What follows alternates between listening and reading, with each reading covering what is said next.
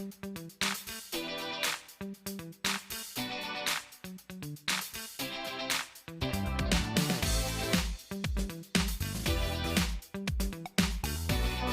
warahmatullahi wabarakatuh.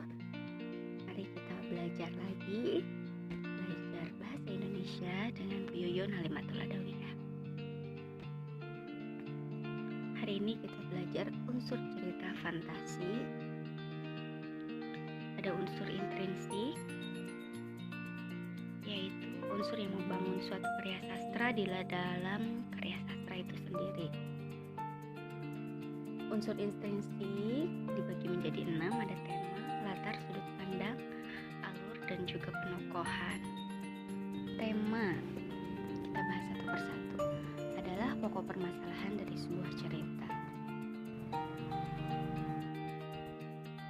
Perhatikan cuplikan cerita imajinasi. Pasukan Nagata sudah siap hari. Nagata membagi tugas kepada seluruh panglima dan pasukannya di titik-titik yang sudah ditentukan. Seluruh binatang ditanam modot tanpa kegah dengan keyakinan di dalam hati mempertahankan milik mereka. Hari itu sejarah besar tanam modot akan terukir di hati seluruh binatang. Mereka akan berjuang hingga titik darah penghabisan untuk membela tanah air tercinta. Maka tema tersebut yaitu tentang membela tanah air.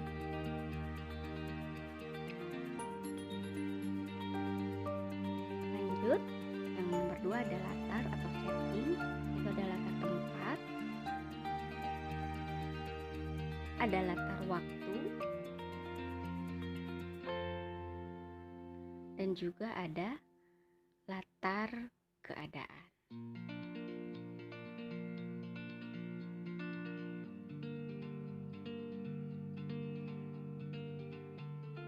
Contoh latar tempat.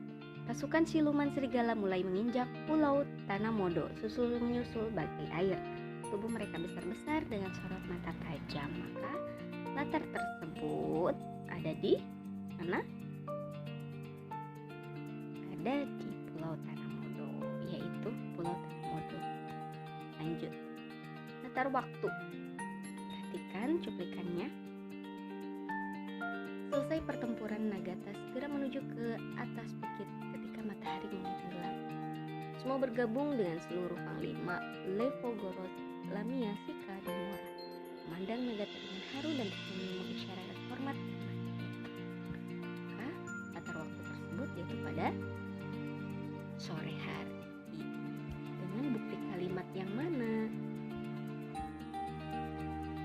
Dengan bukti kalimat matahari mulai tenggelam. Lanjut, contoh latar suasana. Perhatikan, binatang-binatang yang pantang menyerah juga tidak takut dengan gertakan para serigala.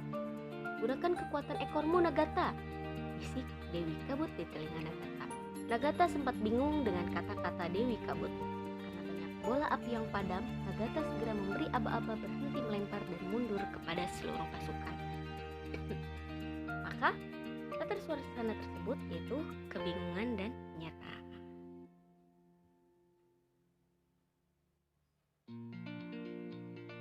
Sudut pandang atau point of view adalah cara pengarang mengambil posisi dalam bercerita. Dari sudut pandang orang pertama, pengarang memakai istilah aku atau saya. Dari sudut pandang orang ketiga, pengarang memakai istilah dia atau memakai kau. Contoh sudut pandang orang pertama.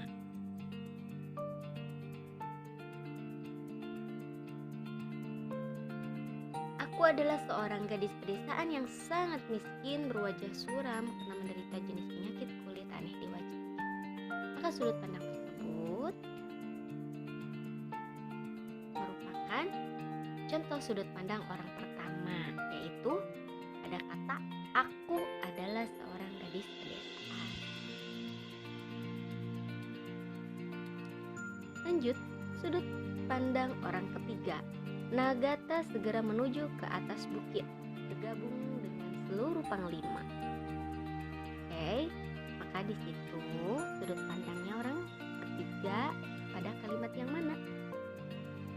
Nagata segera menuju ke atas bukit karena pengarangnya menyebutkan nama, yaitu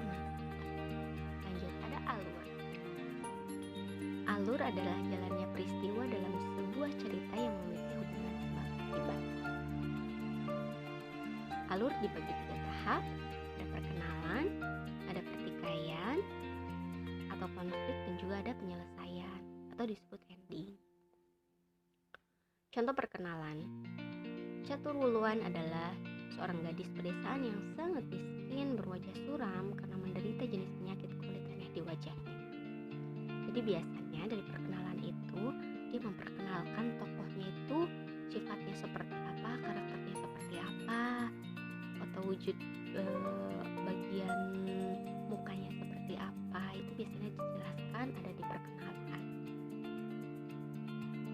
Contoh pertikaian. Pertikaian itu atau disebut dengan konflik. Nah, di sini konfliknya, pasukan terdepan dari binatang-binatang hutan segera mengepung para serigala dengan lemparan bola api. Pasukan serigala sempat kaget, tak percaya cukup banyak korban yang jatuh dari pihak serigala karena lemparan bola api. Namun pemimpin pasukan tiap kelompok serigala langsung mengatur kembali anak buahnya pada posisi siap menyerang. Itu adalah pertikaian atau konflik. Lanjut.